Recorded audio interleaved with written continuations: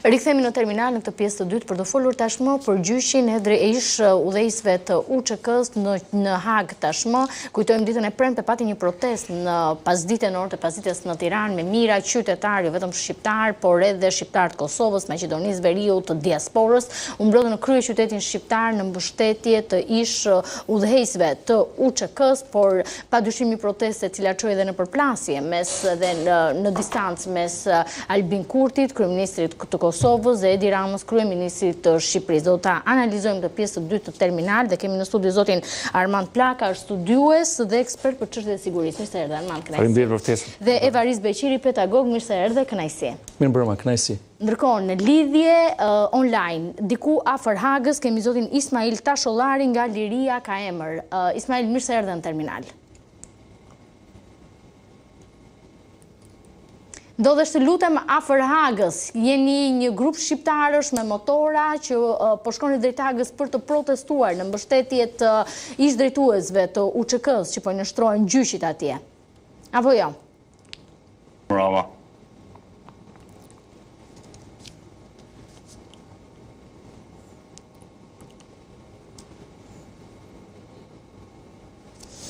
Atëherë, Ismail, po ta ripërsëris pyetjen. Ju së bashku me një grup shqiptarësh me motora po thoni drejt Hagës në mbështetje të ish drejtuesve të UÇK-s, të cilët po i nështrohen gjyqit atje. Një protestë e cila pason atë në Tiranë ditën e premte.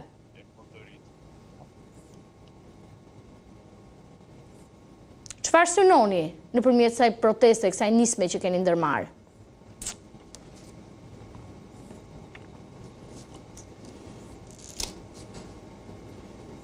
Atëherë, më konfirmo të lutem regjia në qoftë se e kam zotin Tasholli në lidhje apo të vazhdoj bisedën në studio. Okej. Armand, si ke parë protestën që u zhvillua ditën e premte, mbështetje, çfarë synohet, cili mund të jetë impakti që mund të kenë protesta të tilla?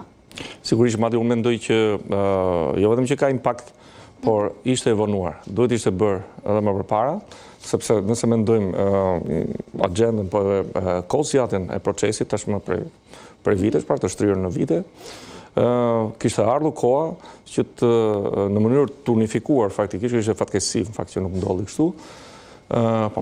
Do flas pastaj për këtë. Shqiptarët duhet i tregonin jo gjykatës thjesht, sepse gjykata as që ka menduar ndonjëherë se do ndikohet nga këto lëvizje, nga protestat kudo që të ndodhin, të paktën parimisht. Por Europa, bota duhet merrte një mesazh të qartë që shqiptarët janë të unifikuar, ka një zë proteste për atë që po ndodh. Pra jo për vetë, le të themi, ngritjen e gjykatës dhe procesin, por kuptohet që aty fshihen ose ndërthuren shumë mekanizma të pisët, që duke filluar që nga vlera e parës që është hedhur për gjithë proces në thojza juridik. Po, është një vlerë shumë e konsiderueshme, e cila të vën dyshim për shumë çka, ndërkohë që është një proces tërësisht tashmë po shihet, kemi arsye ta anatemojmë pjesërisht ose tërësisht, është ose ne po mendojmë shqiptarët, mendojmë përgjithësi që është i paragjykuar, dhe rezultatet e tij, madje jam kurioz se në fillim të vitit 2026 pak kohë na ndajnë nga verdikti final i gjykatës, por jam kurioz të shoh pra unë dhe gjithë shqiptarët se si do veprojë gjykata në këtë rast, sepse ne kemi gjithë të drejtën e botës të mendojmë se aty ka ndodhur shumë padrejtësi. Si rrjedhoi, mendoj që reagimi ishte proporcional, madje i vonuar, duhet ishte edhe më i hershëm, por s'ka problem. Dhe si qendër u bë mirë që u zgjodh Tirana, por fatkeqësia është që ndryshe ndoshta nga rratë të tjera, ju kujtoj vitin 1998 duke direkt pas vitit famkeq të 97-s, kemi pasur një kompaktësim të klasës politike në atë kohë, me sa mbaj mend, gjithë karrierët e Majtë Djath ka qenë president, e cila nuk u pa në këtë rast, arsyet sigurisht shihen tek përçarja e madhe që ekziston në gjirin e politikës së ditës në Shqipëri, që nuk gjen as për kauzën, por kjo mbivendoset pastaj edhe me mos kompaktësinë dhe problemet e vazhdueshme që po shohim në këto vite midis Shqipërisë në kontekstin institucional, midis Shqipërisë dhe Kosovës, sepse e njëjta gjë ndodhe brenda Kosovës, se prap nuk ishte faktori unifikuar në këtë rast, duhet të ishte, mendoj, të gjithë shqiptarët duhet të ishin bashkë në këtë rast, sepse është një moment shumë deciziv sa i takon edhe kauzës shqiptare, mendoj unë, sepse po iket nga thelbi i çështjes. Domethënë këtu kemi një dilemë etiko-morale në thelb. Pse? Sepse lufta e Kosovës për çfarë u bë? Lufta e Kosovës u bë për të çliruar një komb, pjesë të kombit shqiptar, të kombit mëm, nga dhuna, nga represioni, nga genocidi serb. Dhe jemi sot në 2000, po shkojmë në 2026, pra rreth 26 vite nga mbarimi i konfliktit, dhe ne flasim tashmë për përgjegjësinë e drejtuesve politik të UÇK-s, ndërkohë që ne duhet të flisnim për përgjegjësinë në radhë të parë të Serbisë, të autoriteteve, se nuk do të them të gjithë serbëve, po të autoriteteve serbe dhe përgjegjësinë jo vetëm juridike, penale, por edhe morale. A ka kërkuar, jo, më fal. Si është si qasje, domethënë ndërkombëtare këtë gjë? Ja, aty do dal. Pra, a ka kërkuar sot Serbia falje për krimet e saj? Kemi me qindra masakra, qindra varre masive, mira të vrarë. Aktualisht mira të zhdukur që nuk u dihet, nuk ka një gur varri. Kjo është një kampan alarme për drejtësinë ndërkombëtare, mendoj unë. Jo dënimi i disa udhëheqësve shqiptar, të cilët patjetër bën një luftë të drejtë, bën një luftë për lirinë dhe nuk duhet ngatruar, se këtu është dilema etike dhe morale. Nuk duhet ngatruar ai që lufton për lirinë me atë që lufton për të nënshtruar dikë. Ka një prapavi, le të themi, në këtë që patjetër që ka një prapavi të drejtësisë ndërkombëtare. Patjetër që ka një prapavi. Tani pastaj aty pse kemi ardhur këtu është një analizë tjetër, mendoj unë, që aty pastaj hyn në lojë shumë faktor. Është edhe për fajin tonë si shqiptar, po them edhe një herë tjetër, të klasës politike, po dhe të mënyrës, shiko, është ndonjëherë ne fituam luftën në këtë rast si shqiptar, pra pas padrejtësisë historike të 1913 në Londër, arritëm që të vëmë të drejtën në vend në një farë mënyre. Jo 100%, se akoma ka probleme, kemi probleme akoma, dhe kjo është dhe një kampan tjetër. Shqiptarët kanë akoma probleme në rajon. Ne kemi shpopullim në Preshev, në Medvegjë, Bujanovc. Shqiptarët e Maqedonisë Veriut nuk janë aq mirë sa duken. Ata të Malit Zi, prapë ashtu. Pra ne kemi probleme tjera prapë në rajon. Në kuptimin jemi më mirë se ç'kemi qenë, ndonjëherë patjetër, por prapë nuk jemi mendoj në ato kushte që flet në Dafina. Kështu që duke hequr ne vëmendjen dhe duke këtë kanë arritur ta realizojnë Serbët dhe mbështetësit e tyre siç është Rusia, me mjeshtrinë e tyre, me propagandën, me investimin në dekada. Po rezultatet, po patjetër derisa ata po vinë këtu sot, pra ne shqiptarët fituam luftën, por paqen nuk po e fitojmë dot, me sa po kuptoj unë. Pra, në këto vite Kosova patjetër që është një shembull shumë i mirë i suksesit të faktorit ndërkombëtar në ndërtimin e një shteti demokratik, pra është një demokraci nga më të mira, nga më funksionale sot në rajonin e Ballkanit. Dhe kjo është një arritje, dhe kjo duhet vënë në dukje. Por nga ana tjetër, duhet kishte pak më tepër, mendoj unë, unifikim ose një qasje ndryshe të faktorit politik. Dhe kjo është një ndasi që e ka shoqëruar që nga themelimi i shtetit shqiptar dhe që vazhdon dhe me Kosovën, kjo sëmundje. Pra, kjo ndasi që në momente historike kyçe, siç tham në 98-ën në luftën në konfliktin e Kosovës pati një farë unifikimi që ishte shumë kokë për një kozjatje shumë të shkurtër, po ndërkohë sot duhet ky unifikim mendoj, sepse është në lojë morali i luftës së Kosovës, së drejtë të Kosovës. Organizat terroriste. Armand, fakti që letemi klasa politike, si në Kosovë, ashtu dhe në Shqipëri, nuk janë të unifikuar në këtë kaos, bën që të humbasin ata që gjykohen sot në Hagë edhe për te tyre, sepse nuk është vetëm fati i 4 personave. Është fati ajo që me drejt avokati tha, ka të bëjë me moralin e luftës çlirimtare të Kosovës. Sigurisht që do të ishte shumë më mirë të kishim një kompaktësim, por në një aspekt tjetër ndoshta është më mirë kështu, sepse edhe Europa duhet kuptojë që ka qenë vetë dëshira ose le të themi një lloj miratimi nga klasa politike kosovare e kohës, përveç vetëvendosjes, për arsyet që tashmë dihen, për ta miratuar ngritjen e kësaj gjykate, e cila në fakt ishte një dhimbje shumë e madhe për kohën. Të gjithë kishim dilemat tona, në atë kohë ka pas një rezistencë të fortë për t'i thënë jo, dhe nuk ka qenë vetëm vetëvendosja në fakt. Por faktori amerikan, ndërhyrja amerikane, presioni amerikan, themi më mirë, ka qenë i tillë që vendimi për kohën unë mendoj se ka qenë një vendim i duhur, i matur, sepse për ndryshe Kosova do përballej me sanksione të shumë fishta, le të themi, edhe me një lloj vale mosbesimi nga partneri ynë strategjik, Shtetet e Bashkuara të Amerikës, sikurse do të kishte një alternativë edhe më të keqe. Do ngrihej një gjykatë e cila do të ishte nën jurisdiksionin e OKB-s ose një variant tjetër, pra ku ndikimi i palëve të treta si Rusia e të tjerë do të ishte shumë më negativ në këtë rast. Plus që premisat për ngritjen e saj lidheshin fort në fillimet e saj, me pretendimet e raportit famkeq të Dick Martit, kuptohet. Ndërkohë që ajo çështje me kalimin e kohës u sfumua, dhe do sfumojë sepse s'kishte asnjë indicie të tillë për të qenë e vërtet, dhe u zhvendos tërësisht tek gjyqi i figurave kryesore udhëheqësit të UÇK-s, të cilët po shihet që janë bërë peng i një padrejtësie të mirë kurdisur, sikurse tha avokati. Cila është propavia? Domethënë çfarë synohet që të arrihet, apo thjesht le të themi minimi dhe bërjapis e moralit të luftës shkrimtare të UÇK? Në radhë parë është pikërisht kjo që thoni ju.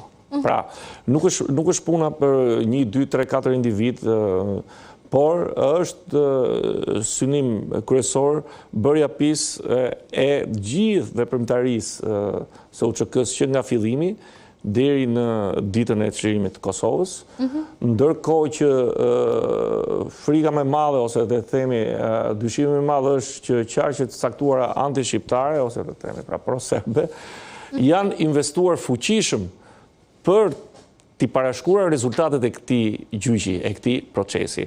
Dhe kjo pastaj kuptohet do ishte një mesazh tejet negativ jo vetëm për Kosovën, për rajonin, por edhe për vetë Europën dhe Shtetet e Bashkuara të Amerikës, të cilët garantuan në fillimet e saj nuk po them se do garantonin një dalje pa probleme nga ky proces, por siguruan që procesi do të jetë fair, do të jetë i ndershëm pra dhe transparent. Okej, Meçan Zotajn, ish ushtari në UÇK, se kemi tani në lidhje drejt për drejt nga Kosova. Zoti Zotajn, mirë se erdhe në terminal. Ka pasur akuza për UÇK-n si një organizatë terroriste. Ju keni luftuar në radhë të UÇK-s. Si keni parë këto akuza? Të gjitha këto akuza janë të fabrikuara nga kuzhinat e Beogradit. UÇK-ja ka dëshmuar edhe në gjykatën ndërkombëtare të Hagës, përveç se ka dëshmuar në terren se ne si ushtri shqiptar e Kosovës, unë kam qenë një ushtar, pra nuk mund të flas me kompetencat të shtabit përgjithshëm apo të komandantëve, por ne jemi marrë vetëm me ushtrinë dhe policinë serbe. Asnjëherë nuk kemi ushtruar terror në civil ose në objekte civile. Kjo është e pastër si loti, është e verifikuar edhe nga ndërkombëtarët dhe nga të gjithë faktorët që kanë qenë pjesëmarrës nga afër edhe gjatë luftës, edhe me njëherë pas luftës. Mirë po, Beogradi, si zakonisht prej vitit 700 pas lindjes Krishtit, pra me ardhin e tyre nga Uralet e Rusisë, e deri më sot mbijeton dhe vazhdon të jetoj me mashtrime, me trillime prej historisë tyre deri në historinë e fundit në luftën e pastër të ushtrisë shqiptare të Kosovës. Zoti Zotaj, në Hag u tha se UÇK nuk kishte drejtues, por ishte një lëvizje popullore. Pra nuk drejtoi nga një person i vetëm apo nga një grup njerëzish. Ju kishit drejtues? Këtu është një komplikim faktikisht që e bojnë kryesisht disa individ që kanë qenë në pozita kyçe të luftës. Unë si një ushtar i ushtrisë shqiptare pa u friguar që mund të dëmtoj personalitetin e atyre personave, por UÇK-ja për pjesën ku kam qenë unë ka pas një strukturë të mirë organizuar dhe ka qenë ushtri vullnetare, ushtri e popullit, por nuk ka qenë pa komandë, nuk ka qenë pa shtab, nuk ka qenë pa hierarki. Si keni parë protestat, zoti Zotaj? Së fundmi ajo është zhvilluar në Tiranë. Të kemi të qartë një gjë. Të gjitha protestat janë për të shfaqur pakënaqësinë për padrejtësinë që u bëhet liderëve të ushtrisë ligjtare të Kosovës, të cilët me fabrikimet Beogradit, me akuzat të Karla Del Ponte dhe Matja dhe të Dik Martit, pra personit nga Zvicra, të cilin vetë Serbia do të ta eliminonte mbasi e shfrytëzoi mirë, ashtu si zakonisht serbët bëjnë. Ato u dëshmuan që nuk qëndrojnë. Kryesisht gjykata speciale u ngrit mbi bazën e trafikimit të organeve, gjë që ka qenë shumë absurde, edhe vetë Kushner e ka deklaruar. Ne s'kemi pas fashët lidhim plagët e luftës, se lërë mua të bëjmë operacione aq për trafik organeve specifike. Qartë. Zoti Zotaj, Nuk ka ndodhur asnjëherë. Zoti Zotaj, ju thatë që UÇK ishte një luftë të popullit, por që kishte strukturë, drejtoi nga një komandë. Kush e drejtonte UÇK?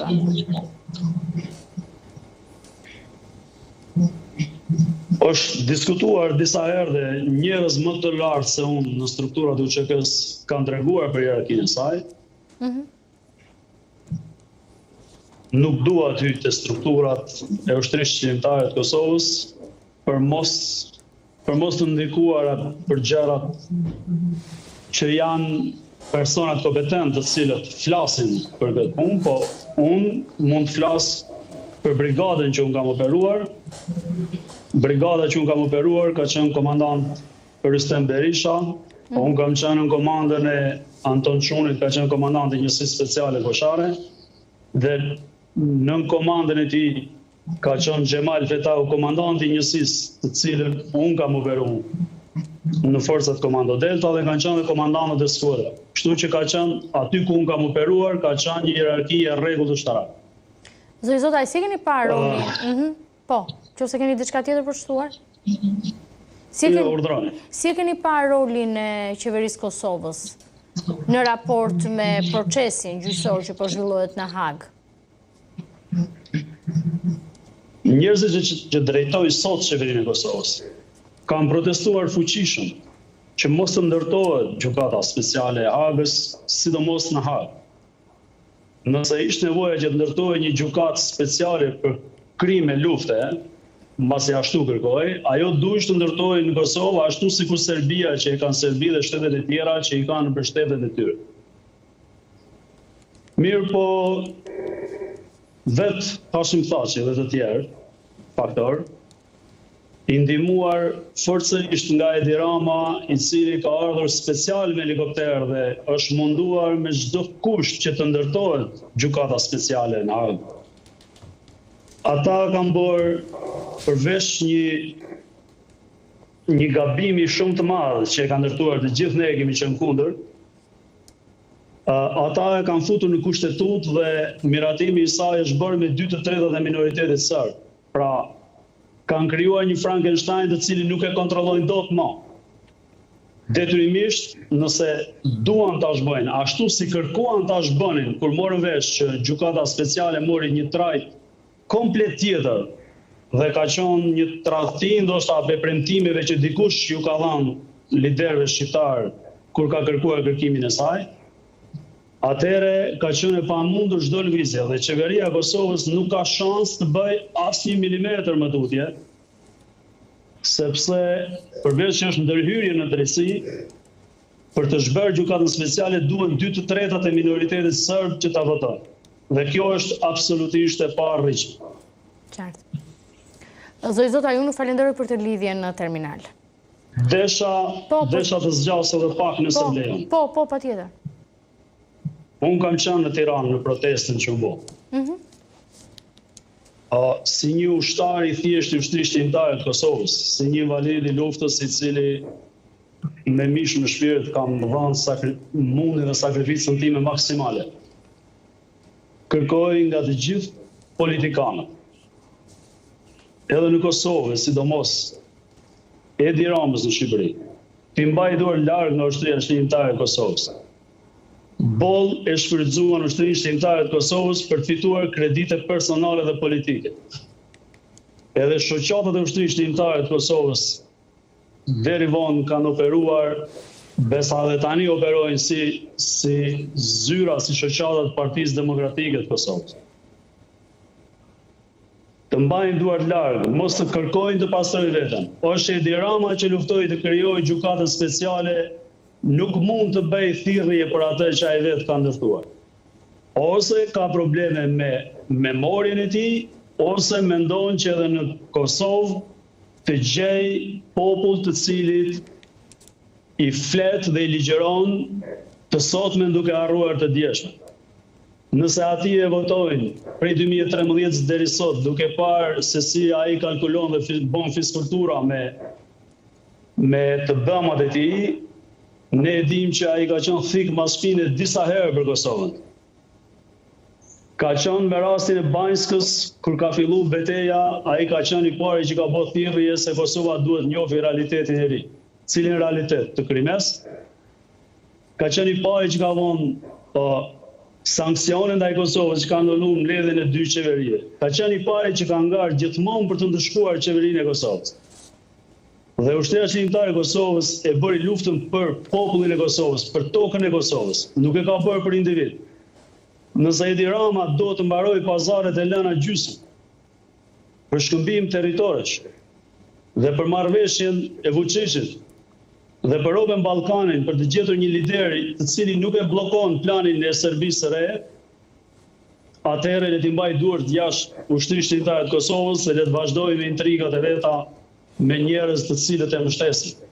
Qoftë nga Ilirida, qoftë nga Malizi. Okej, faleminderit zoti Zotaj për këtë lidhje në terminal. Faleminderit. Respekt. Avokat. Me që, po, më thuaj. Jo, me që se më tha që doni të ndërrimit. Zotaj në lidhje, ai tani u shkëput, por doja të saksonim diçka sepse ai foli për hierarkinë dhe kjo është një pikë thelbësore kjo. Nuk do të ketë detaj, unë prandaj unë nga smova për parë që tha nuk duhet të delikate, sepse bëhet fjalë për thelbin e gjykimit në procesin që po zhvillohet, sepse aty diskutohet për një parim shumë të rëndësishëm të së drejtës penale ndërkombëtare, që është parimi i përgjegjësisë komandës. Dhe historikisht ky parim dhe ndaj në gjyqin e Miloševićit, po dhe më herët gjatë luftës së dytë botërore, ky parim është aplikuar ndaj aktorëve shtetëror. Pra flitet për struktura shtetërore të mirë organizuara, për një aparat shtetëror që funksionon në mënyrë perfekte për të kryer krime. Ndërkohë, në rastin e UÇK-s, ne nuk kemi një organizëm shtetëror. Pra ishte një lëvizje popullore, por e strukturuar. Popullore e strukturuar që lindi në kudrën e flagëve të luftës për liri dhe pastaj për të mbrojtur popullatët civile. Pra ishte një lëvizje që vepronte në kushte jashtëzakonisht të vështira dhe të flasë për strukturë hierarkike të mirë organizuar në kushtet të një lufte kur ke përballë një kundërshtar të fortë, shumë të fortë, siç ishin strukturat serbe që ishin të stërvitura në për luftra, sepse kishin kaluar në luftrat më hershme, kishim luftën me kroatët, me bosnjakët e kështu me radhë. Pra ishin të mirë stërvitura për të kryer operacione të tilla, atë patkojnë e famshëm e kështu me radhë. Kështu që këtu kishim një lëvizje, po themi një strukturë më fluide.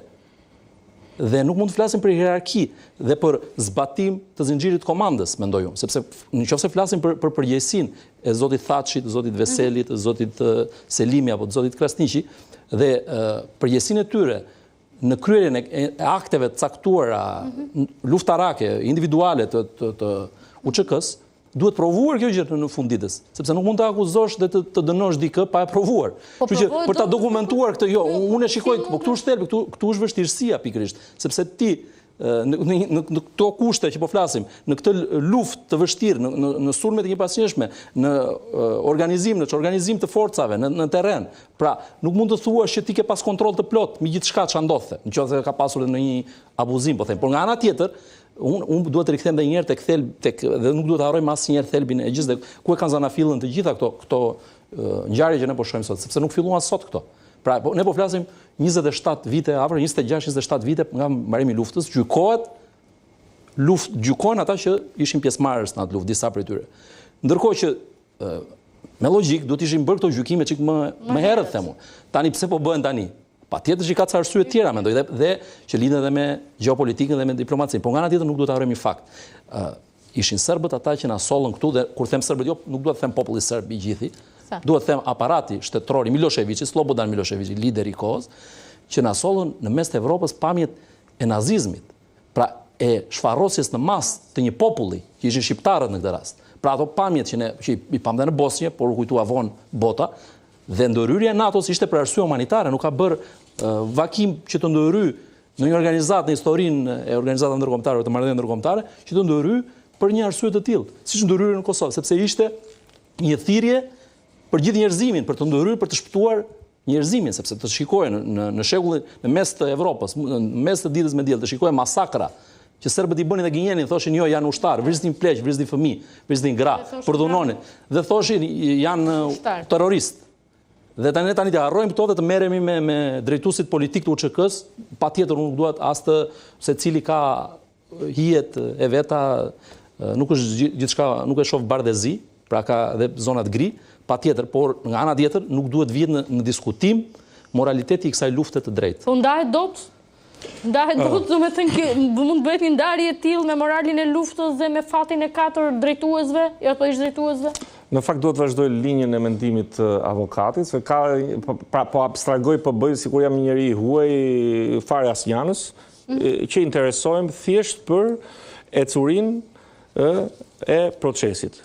Mua më intereson të jetë një proces sa më transparent, sa më i drejtë. Tani s'po diskutoj fare as si përkrah, as si shqiptar, as si dhe ka përplasje konceptuale juridike, sikur se thava avokati. Është ajo e përgjegjësisë vertikale, pra komenduese, sikurse edhe përgjegjësisë individuale, e cila në fakt mbizotron në jurisprudencë. Apo jo, përgjegjësia themi ne kudo është individuale. Ti s'mban përgjegjësinë për fëmijën, fëmia nuk mban për babën, për vllajën, apo jo, kur bëhet një delikt. Tani, nga ana tjetër, drejtësia ecën edhe me ato që quhen precedentët, rastet precedente. Le të marrim gjykimin e kasapit Ballkanit, pra Miloševićit, në atë kohë edhe ai pretendoi që unë s'kam dieni për këto vepra dhe shumë nga krimet. Ai nuk e pranonte krimet, po gjithsesi nga tejkalimet e kompetencave apo të veprimeve kanë qenë jashtë kompetencave të mia, sepse kanë qenë grupime jo të strukturës zyrtare, ushtarake, sepse ja përplasën në fytyrë i thanë ju jeni një shtet shumë i mirë organizuar, ju trashëgoni edhe nga ish Jugoslavia, po edhe në atë kohë ishte Jugoslavia e dytë, se ishte akoma me Malin e Zi, i thanë që ju keni një ushtri shumë të mirë organizuar me komandë vertikale, dhe është e pamundur që ju nuk dini se ç'a bëj. Ai nuk i mori përsipër gjitha, dhe tha që kështu. Ndërkohë, kalojmë tek rasti, ajo që po ndodh sot. Kuptohet që një dëshmi me shumë vlera, sikurse u vlerësua në fakt gjerësisht edhe nga analistët e huaj, po edhe ato shqiptar, ishte dëshmia e zotit James Rubin, një aktor shumë i rëndësishëm, i cili i vuri kapakun këtij lloji diskutimi, i cili ishte thellësisht një diskutim teknik, pra profesional, kur tha se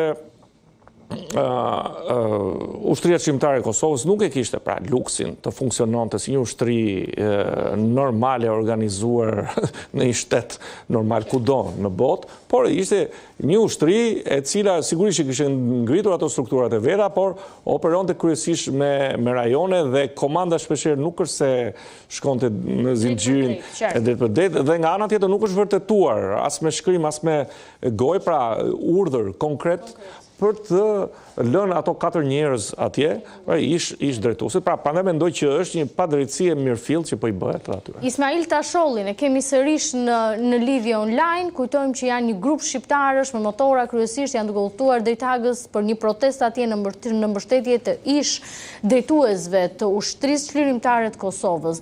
Zoti Tashollin, më dëgjoni tani? Po, ju dëgjoj. Atëherë, çfarë synoni ju nëpërmjet protestës, nëpërmjet kësaj nisme që po ndërmerrni?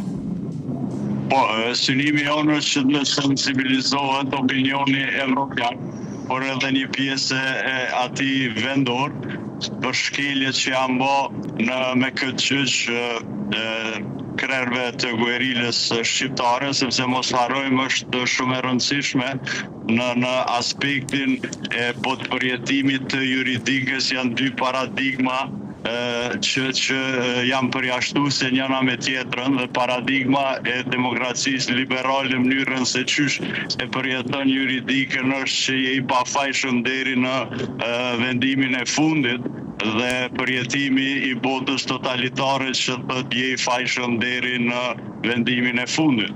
Dhe këto dyja kanë ndodhur një përzierje në interpretimin e gjyqit Hagës që është bë atje, sepse që nga fillimi dhe shkeljet e evidentuara atje është e qartë që politika po i paraprin juridikës. Dhe ju e dini fort mirë se tek mënyrën organizimit shoqëror dhe shtetëror të ju se çka do të thotë ajo. Dhe qëllimi jonë është që të ketë drejtësi dhe drejta të jetë e vetmja breng e secilës palë. Atje ata janë thrit në emër të Kosovës me ligjet dhe kushtetutën e Kosovës dhe ne si qytetar me aktivizmin ton qytetares duam që ta bëjmë me dije që raporti i përgjithësisë duhet të jetë me qytetarët e Kosovës, sepse është ai gjyq dhe sigur ka prej të gjitha raportet e përgjithësisë, transparencës dhe llogaridhënies. Zoti Tasholli, pati një protestë ditën e premten në Tiranë, ndërkohë që një pjesë e atyre që ndoshta ishin protestë, po zhvendosen tashmë drejt Hagës. Si është atmosfera? Pra, pritet të ketë pjesëmarrje dhe mbështetje masive atje? Po, kemi shumë kontakte me shumë pjesë këtu të Evropës që është mërgata jonë, sepse ne kemi nisë rrugtimin simbolik nga Prekazi, por në secilin vend të Evropës që nga e mërkurja që jemi në rrugë, na u kanë bashkangjit klube të ndryshme të motoristëve, po jo vetëm ata që kanë në shtetësi kosovare apo shqiptare, po janë edhe njerëz evropian që u ka bërë përshtypje dhe janë të njoftuar me shkeljet dhe duan që një zë proteste në kuptimin e përgjithësisë qytetare që ta japin në formë simbolike. Do të thotë tani ndodhemi afër kufinit prej Gjermanisë në Holand. Edhe një pjesë e motoristave është vendosur në Gjermani, kurse një pjesë në Düsseldorf, kurse një pjesë tjetër është afër kufinit, që nesër ta kemi koordinimin, se kemi edhe motoristë që vinë nga Finlanda, për shembull, dhe kemi 15 motoristë që të koordinohemi, po jo vetëm, janë edhe njerëz që kanë shpreh vullnetin që t'i bashkangjiten këtij karvani edhe me vetura. Qartë. Zoti Tasholli, unë ju falenderoj për këtë lidhje në terminal. Faleminderit shumë. Avokat, duhet që në në fund. Si i ke parë qëndrimet e Kurtit edhe Ramës lidhur me këtë gjë, duke se thellohen për plasjet institucionale mes dy vendeve, ndërkohë që duhet ishte e kundërta? Po, pikërisht, ne përmendëm që duhet kishte një farë uniteti në këtë rast dhe në përkrajen e kauzës shqiptare dhe në unifikimin e faktorit shqiptar për të demonstruar sepse në fakt të dy mbrojnë të njëjtën kauzë kanë. Nuk mendoj se kanë kauza të ndryshme, sepse të dy të njëjtën gjë thonë që ne jemi pro lufta UÇK-s është një luftë e drejtë. Mirë, dakor. Por në shesh nuk ishte një organizim që vinte nga populli, nga qytetarët dhe nga aktivistët. Mund ishte edhe në forma të tjera. Patjetër, mirë do ishte që të ishin të gjithë liderët shqiptarë, por nuk ne kemi me pikatore ato momentet historike ku janë bashkuar gjithë bashkë. Ne kemi të vështirë këtë gjë. Ndoshta është një ato, si më them, mallkimet tona që nuk arrim ta bëjmë këtë gjë, është çështja e emancipimi, nuk e di, kulturor, politik, kur do vi momenti që të kemi pak më shumë unitet, të paktën, nuk po them se nuk mund të ketë asnjëherë 100% unitet në gjithçka, por në kauza që kanë të bëjmë me idealin kombëtar, me çështjen kombëtare, sepse kjo është një kauzë, një çështje që ka të bëjë me shqiptarizmin, pra. Dhe unë patjetër që nuk dua të hyj tani në debatin midis tyre, sepse nuk i vlen fare kësaj çështje, dhe mendoj që është më mirë që të shmanget në këtë moment. Është më mirë që ne të fokusohemi tek ajo që duhet fokusuar, pra tek thelbi i gjës, dhe mos merremi me njëri tjetrin, po të merremi me çapo ndodh në realitetin dhe pse kemi ardhur këtu, në realitetin gjeopolitik. Dhe pse kemi ardhur këtu? Sepse ne çështja e Kosovës është ka ngelur tani si në një farë stagnacioni ndër këto vite, sepse njëjë të reja nuk ka. Pra që këtu ka një rol dhe Shqipëria. Patjetër Shqipëria është faktorizuar më shumë, në këto vite, por nga ana tjetër në aspektin e njojeve të reja për Kosovën, në aspektin e antarësimeve në organizata ndërkombëtare, nuk kemi bërë aq sa duhet ne si shqiptar. Këtu kemi shumë për të përmirësuar në këtë aspekt. Kështu që unë mendoj se duhet të jemi të unifikuar për të realizuar objektivat tona kombëtare të dy kombet. Nuk duhet të bëjmë rivalitet me njëri tjetrin. Kurti ka çfarë të mësojë nga Rama, po dhe Rama mund të ketë çfarë të mësojë nga Kurti. Kështu që ata duhet të bashkëveprojnë sa më mirë me njëri tjetrin, mendoj unë. Dhe është dhe një diçka tjetër, është dialogu me Serbinë, që është për momentin është ndaluar. Dhe Kosovën nuk e kemi në raportet më të mira, në raportet më të mira në marrëdhënie me aleatët tan, qoftë me SBA, qoftë me Bashkimin Evropian. Nga ana tjetër, unë mendoj se dialogu nuk duhet ndalet. Pra, për hir të stabilitetit rajonal, të sigurisë rajonale, duhet një angazhim pragmatik në dialog me pa të cënuar dhe duke mbrojtur sovranitetin territorial dhe tërësinë territoriale të Kosovës, pra pa lëshuar në parimet tona, pa lëshuar në çështjet thelbësore, por nga ana tjetër unë nuk mendoj se i vlen çështjes së Kosovës apo çështjes së shqiptare në rajon, shkëputja dhe mos komunikimi me aleatët, shkëputja e marrëdhënieve dhe qoftë dialogu strategjik me Shtetet e Bashkuara, por qoftë edhe raportet me Bashkimin Evropian. Sot lexoja një lajm që është antarësuar Kosova në një nga forumet e Bashkimit Evropian, që është një lajm i mirë, mendoj, duke qenë se vim nga ky historik raportesh, kështu që unë uroj që të ketë një reflektim dhe në të ardhmen ne të bëjmë më shumë në këtë aspekt. Armand, si ke parë flasjet mes dy liderëve në këtë moment vështirë, le themi edhe që kjo është fatkeqësia shqiptare dhe aq më tepër fatkeqësia e momentit, sepse në dy krahët e kufirit po luhet shumë me populizmin. Le të themi që populizmin e kanë përqafuar në mënyrë të pjesshme, për aq përqind sa e kanë përqafuar liderët në dy anët e kufirit, sikurse edhe opozita në krahun tjetër, në të dy anët e kufirit nuk po e përmbush tamam rolin e saj, dhe politika e ditës ka atë tendencën që po merr peng agjendat jo nacionale, po them patriotike. Siç ishte rasti i fundit, dhe mendoj që u humb dhe një rast për të unifikuar qëndrimet, të paktën aty ku është mundësia për të unifikuar qëndrimet. Dhe klasa politike shqiptare mjerisht në dy anët e kufirit e tregoi se është shumë e fragmentarizuar, edhe s'po arrin dot të përmbush ato objektivat, ose nuk është kompatibël me synimet që ka shoqëria shqiptare në dy anët e kufirit. Pra janë objektiva të rëndësishëm kombëtar, për të cilët klasa politike, them, duhet jetë më e ndjeshme. Si pritet verdikti? Sipas parashikimeve tuaja në fillim të 2026, do të thënë, nga ajo që ti sheh, ashtu si çdo të dëshiroje, sepse janë sikurse e thash, në një aspekt jam dhe unë kurioz, sikurse çdo kush, avokati do duhet ndoshta ta shpjegojë më mirë, po pritshmëritë nëse ato pro dhe kundër. Tani duhet kuptojmë, unë jam shqiptar si gjithë shqiptarët dhe unë uroj së pari, dëshmive që jepen, mënyrë qasjes që kanë pasur, le të themi, edhe gjykata, fakti që është zgjatur kaq shumë në kohë, fakti që rikthehet kësaj gjëje pas më se 2 dekadash e gjys, fakti që nuk ka të njëjtën standard në raport me Serbin. Pra, bëhet një analogji e gjithë elementëve për të arritur në një është e vërtet, po për aq sa i kemi ndjekur procesin, pra sa herë që ngrihet pak temperatura dhe ne për mundësia të shihim ato seancat, është shumë e vështirë realisht të konkludosh se ku do dalim, me cilin verdikt final do dali kjo gjykatë speciale, tash po e them në konotacion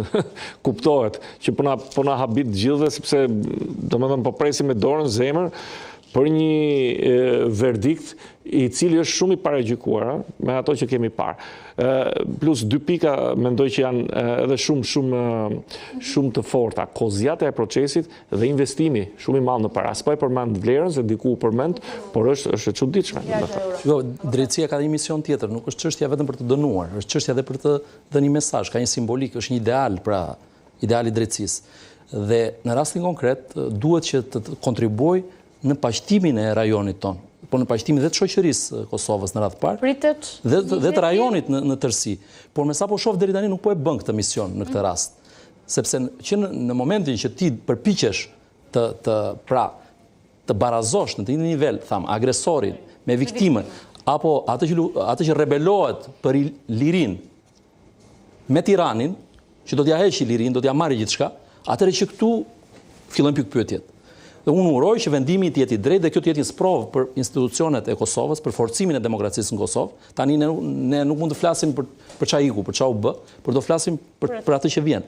Pra dhe unë uroj që ne të mësojmë nga ky fakt, nga kjo ngjarje, nga mënyra se si erdhëm deri këtu, dhe të mësojmë dhe në politikë pastaj është një aftësi, është si thot Einstein, genialiteti është që ti bësh gjërat e komplikuara, ti bësh sa më të thjeshta. Dhe në politikë, dhe në marrëdhënie ndërkombëtare, këtë duhet të bëjmë. Jo t'i komplikojmë më shumë. Boll komplikacione kemi në këtë rajon, boll vështirësi. Aftësia që nevojitet ne si shqiptar, politikën e jashtme, qoftë shqiptarëve të Shqipërisë, po dhe atyre të Kosovës, është pikërisht kjo, që ne të realizojmë objektivat tonë kombëtare, jo të merremi sot pas 27 viteve, të humbim paqen. Pra të fituam luftën dhe të rrezikojmë të humbim paqen. Dhe të flasim sot për çfarë? Për dënimin ose jo të liderëve politik të UÇK-s që bën një luftë të drejtë, për një kauzë të drejtë, të shenjtë. Pra që ishte një padrejtësi historike. Pra harrojmë ç'a ndodhi, harrojmë ç'a bëri Serbia, nuk merret më njëri me krimet e Serbisë, me faktin që duhet kërkoj falje për ato krime dhe se ka bërë akoma, dhe duhet ta theksojmë këtë, që se ka bërë as sot që po flasim. Dhe nuk po kontribuon as në gjetjen e të zhdukurve, që është një pjesë e dialogut kjo me Kosovën. Pra ka sfida, por ne si shqiptar mendoj dhe kjo është detyra tona, kjo është një gjë që nuk duhet harrojmë asnjë. Ne duhet bëjmë detyrat tona, duhet bëjmë ato angazhimet që marrin përsipër, t'i çojmë deri në fund. Pra ato që merr Kosova në raport me partnerët i çojë deri në fund. Dhe të jetë rakorduar në të gjitha hapat që hedh, themo. Qartë. Avokat, faleminderit Armand. Faleminderit, ishte kënaqësi. Dashur miq, jam si shkurtër publicitare dhe ju ftoj të qëndroni me Terminal në pjesën e tretë. Do të kemi të ftuar aurontare, studiues për të analizuar një video dhe jo vetëm një nismë që lançoi kryeministri Rama pak ditë më parë lidhur me transformimin e butrintit nga një mjeshtër japonez. Diskutojmë me aurontare.